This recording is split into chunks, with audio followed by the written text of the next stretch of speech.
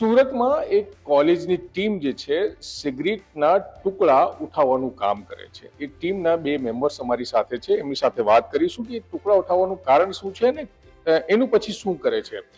શું નામ છે આપનું? મારું નામ જય મહેતા છે. જે ભાઈ, આ કઈ રીતે પ્રોજેક્ટ છે, કઈ રીતે કામ કરો છો એના ઉપર, અને શું છે આખી વિગત આ સમગ્ર મામલાની? આ જે પ્રોજેક્ટ છે જેની અંદર અમે સિગરેટના બટ્સને રિસાયકલ કરી રહ્યા છીએ. એ રિસાયકલ કરીને એમાંથી બધી અલગ અલગ પ્રોડક્ટ્સ ડેવલપ કરી રહ્યા છીએ. કઈ રીતે કરતા હોવ છો અને કઈ રીતે પ્રોજેક્ટ મળ્યું છે, શું વિચાર આવ્યું હતું કે આ રીતે આ પ્રોજેક્ટ પર કામ કરવું જોઈએ? વિચાર તો એવી થયો કે પેલું કહેવાય છે ને કે ભણવાની કોઈ ઉંમર નથી, તો મેં થોડું લેટ ભણવાનું ચાલુ કર્યું. તો કોલેજની અંદર મેં સાર્વજનિક યુનિવર્સિટીની SRK કોલેજમાં BSc એન્વાયરમેન્ટલ સાયન્સમાં એડમિશન લીધું. હવે એડમિશન લીધું એન્વાયરમેન્ટ સાયન્સમાં, તો મને થોડો એન્વાયરમેન્ટનો વિચાર આવ્યો અને એન્વાયરમેન્ટ વિશે હું થોડું જાણતો રહ્યો અને એન્વાયરમેન્ટમાં ફેલાયેલા પોલ્યુશન વિશે હું થોડું જાણ્યું. તો ત્યારે મને ખબર પડી કે અત્યારે એન્વાયરમેન્ટનો સૌથી મોટો જે દુશ્મન છે તે પ્લાસ્ટિક છે.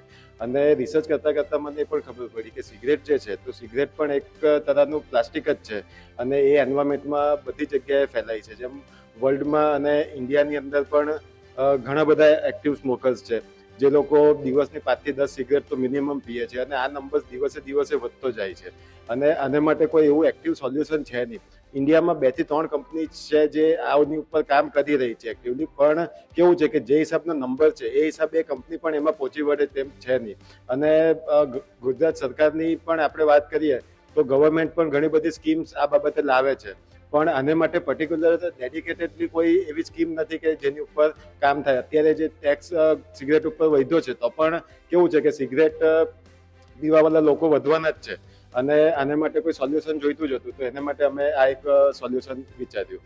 તો કઈ રીતે પ્રોજેક્ટની શરૂઆત થઈ છે, ગવર્મેન્ટે આમાં કઈ રીતે આપને હેલ્પ કરી છે અને કેટલા લોકો તમારી ટીમમાં કામ કરે છે? ગુજરાત સરકારની એક ગવર્મેન્ટની સ્કીમ છે SSIP, student startup innovation policy. જે પોલિસીની અંતર્ગત એ લોકો યુનિવર્સિટી દ્વારા એક છોકરાઓને પોતાના આઈડિયાઝ રજૂ કરવા માટેની એક પ્લેટફોર્મ આપે છે. એ પ્લેટફોર્મની અંદર અમે આ પ્રોજેક્ટને રજૂ કર્યો. ત્યારે મારી ટીમમાં હું, તન્વી પ્રજાપતિ અમે જોડાયેલા હતા. ત્યારબાદ આના સ્ટેપ અમે પૂરા કરતા થયા અને જેમ જેમ સ્ટેપ પૂરા થતા ગયા અમને ગવર્મેન્ટે 1 લાખ રૂપિયાની ગ્રાન્ટ મળી અને અમને એક મેન્ટોર અલોટ કર્યા, જેનું નામ ડૉક્ટર પ્રતિક પટેલ છે. અને અમારી 3 જણની આ એક ટીમ થઈ અને ત્યારબાદ આ પ્રોજેક્ટને અમે સ્ટાર્ટ કર્યું. તો છેલ્લા કેટલાક સમયથી આ પ્રોજેક્ટ ચાલે છે ને અત્યાર સુધી કેટલા સિગરેટના ટુકડા આપણે ભેગા કરી ચૂક્યા છે ને એમાંથી શું શું બનાવ્યું છે? સ્ટાર્ટિંગમાં જ્યારે છૂટા ભેગા કરવાની વાત હતી તો અમે લોકો જાતે જઈને સિગરેટના છૂટા ભેગા કરી રહ્યા હતા. ત્યારબાદ અમે એક સ્પેશિયલી સિગરેટના શેપનું એક ડસ્ટબિન ડિઝાઇન કર્યું અને સુરતની અંદર 30થી વધારે શોપમાં એ ડસ્ટબિનને અમે ઇન્સ્ટોલ કર્યા. અત્યારે અમારા 50થી ઉપર એ ડસ્ટબિન અમે ત્યાં ઇન્સ્ટોલ કર્યા છે અને તે ડસ્ટબિનમાંથી અમારી પાસે સિગરેટના બટ્સ આવે છે. એ બટ્સ આવ્યા બાદ અમે એની ઉપર કેમિકલ પ્રોસેસ કરીએ છીએ અને કેમિકલ પ્રોસેસ કરીને એને ક્લીન કરીને ત્યારબાદ એમાંથી બધી પ્રોડક્ટ ડેવલપ કરી રહ્યા છીએ.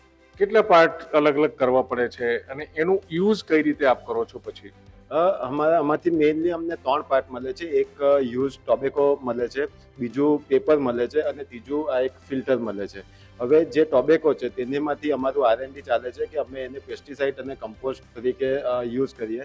પેપરમાંથી રિસાયકલ પેપર અને ફિલ્ટર્સ જે છે તો એ ફિલ્ટર્સમાંથી રૂ અને બીજી બી પ્રોડક્ટની ઉપર R&D અમે કરી રહ્યા છીએ.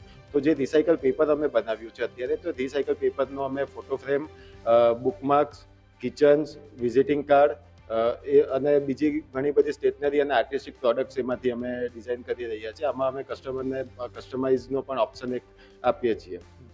તો બીજું કે આંકડાની વાત કરી, અત્યાર સુધીમાં જે 1 વર્ષથી આપનો પ્રોજેક્ટ ચાલે છે તો કેટલા ટુકડા ભેગા કર્યા છે અંદાજે? અત્યાર સુધી અમે લગભગ 100 કિલો જેટલો સિગરેટનો વેસ્ટ છે તેને રિસાયકલ કરી ચૂક્યા છે અને દર વીકે અમારી પાસે અરાઉન્ડ 60 થી 70 કિલો જેવો વેસ્ટ અમારી પાસે આવે છે. બિલકુલ, આ જે ટીમના મેન છે એમની સાથે આપણે વાત કરી. હવે એક બીજા પૈસાની સાથે વાત કરી. શું નામ છે આપનું? મારું નામ સંયમ છે. પ્રેમ, કઈ રીતને તમે આ ટીમ સાથે જોડાયો છો? તમારું કામ શું છે? કોલેજની દ્રષ્ટિએ તમે જોવો તો મારા જુનિયર છે જયભાઈ, અને આમ મારી ઉંમરની દ્રષ્ટિએ જોવો તો મારા સિનિયર છે. જ્યારે જયભાઈ મારી સાથે ડિસ્કસ કર્યું કે એન્વાયરમેન્ટને આવી રીતે કાર્યરત છે, હું પણ એન્વાયરમેન્ટના ઘણા બધા વસ્તુઓમાં કાર્યરત છું સુરતમાં, તો મેં કીધું કે આ કન્સેપ્ટ બહુ સારો છે અને અત્યારે આ વસ્તુ પર કોઈ ધ્યાન દેતું નથી, કારણ કે જે નાની નાની વસ્તુઓ છે કચરાની, એ કોઈને કલેક્ટ કરવી પણ ગમતી નથી. અને એ મેં કીધું કે જો આ જ વસ્તુ જો આને પકડવું અને આને કલેક્ટ કરવું એ બધા કરતાં મુશ્કેલ ટાસ્ક હશે અમારા માટે.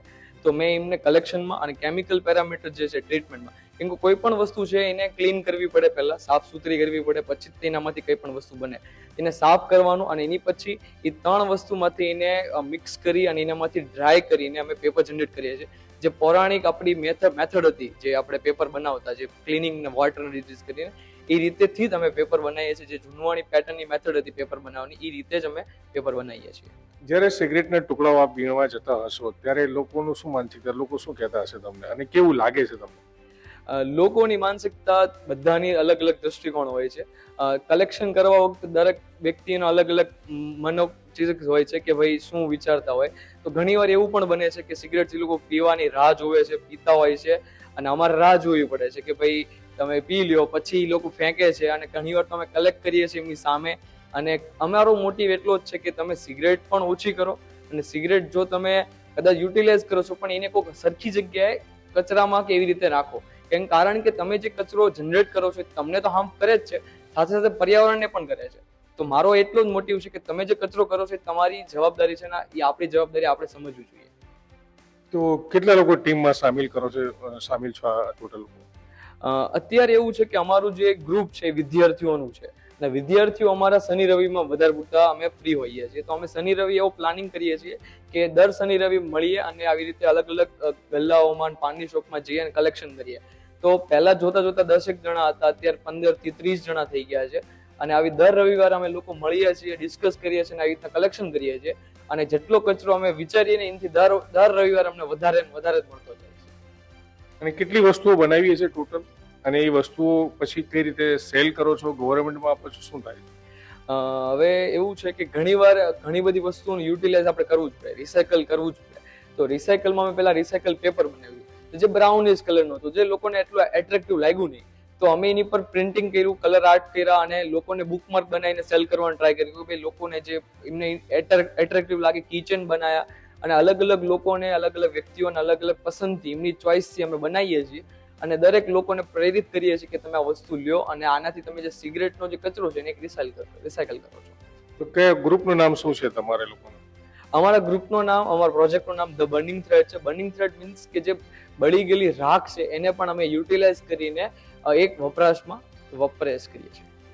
તો બિલકુલ સુરતમાં એ ટીમના સદસ્યો છે જે સુરત શહેરના અલગ અલગ રોડ રસ્તા ઉપર જઈને સિગરેટના ટુકડાઓ વીણવાનું કામ કરે છે, પછી એને રિસાયકલ કરવાનું, અને સિગરેટના ટુકડામાંથી 3 પાર્ટ અલગ અલગ કરતા હોય છે અને રિસાયકલ કરીને અલગ અલગ વસ્તુઓ પણ બનાવે છે. અને આ જે પ્રોજેક્ટ છે એ ગુજરાત સરકારના એક કાર્યક્રમ હેઠળ આ કાર્યક્રમ ચાલી રહ્યો છે. સંજયસિંહ રાઠોડ, ગુજરાત તક, સુરત.